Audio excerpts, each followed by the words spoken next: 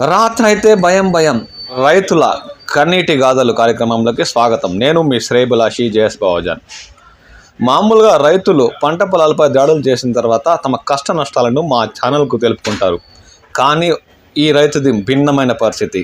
పంట పొలాల వద్దే ఇల్లు నిర్మించుకొని తన జీవనయానం సాగిస్తున్నాడు.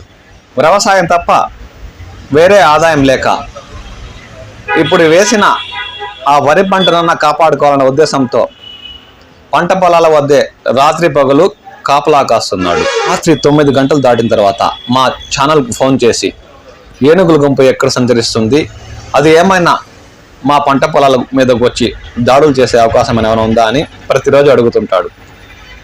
ఇలాంటి కష్టాలు పుల్చల మండలం మరి చుట్టుపక్కల గ్రామాలను రైతులకు ప్రతిరోజు రాత్రి కలుగుతూనే ఉన్నాయి.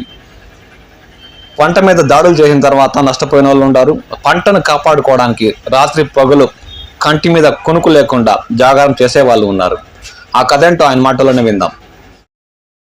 మంగళంపేట సైడే బయలుదేరి మూలం అడుగు నుంచి ఈ పక్క తిరుగుతా ఉంటాయంట, కొత్తపేటకి ఆ సైడ్లో.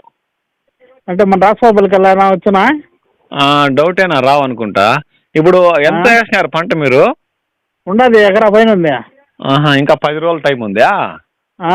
మేము కాపురం గడియాడే. అవునా, ఎక్కడ అది? మిట్ట మీద రాష్ట్రపతికి రోడ్డుకి మెయిన్ రోడ్డుకి పరమటగా. కాపురం ఆడే తోట ఆడే. ఈ రాత్రి వేళ ఏనుగులంటే భయం ఎక్కువైపోయింది. భయం ఎక్కువ కదా భయ, సపాట్లు పడున్నాయి అన్న కుల్లగిస్తాయని భయం కదా. అదొకటి, ఆ పంట తొక్కేస్తాయి భయము. కరెంట్ ఏముంది, మన లైట్లు వేసి పెట్టినా అయినా కూడా మా లైట్లు వెళ్తానే మన కృష్ణారెడ్డి కుల్లగిచ్చేసి కదా. అవును, వాటికి తక్కువ అంచనా వేయలేము, వాటికి కరెంటు అవేం లెక్కలే. మరి అట్లాంటప్పుడు మనకు కూడా భయమే కదా. అందువల్ల జాగ్రత్తలు తీసుకోవాలా. అదే పంట కోసేసి ఉంటే సమస్య ఉండదు. అవునులే. ఇంకా 10 రోజులు పడుతుందా? పడుతుంది భాష, అంతా ఎండిపోయింది. ఇప్పుడు తయారవుతుంది మరి. 10 రోజులు పడుతుంది భాష. నాకు ఏదైనా ఇన్ఫర్మేషన్ ఈ పక్క వస్తా అంటే మీకు చెప్తాలన్నా ఫోన్ చేసి. మర్చిపోకుండా చెప్పిన చెప్తాలేనా, భయపడద్దండి. సరే సరే. ఓకేనా, ఓకే ఓకే, థ్యాంక్ యూ నాయన.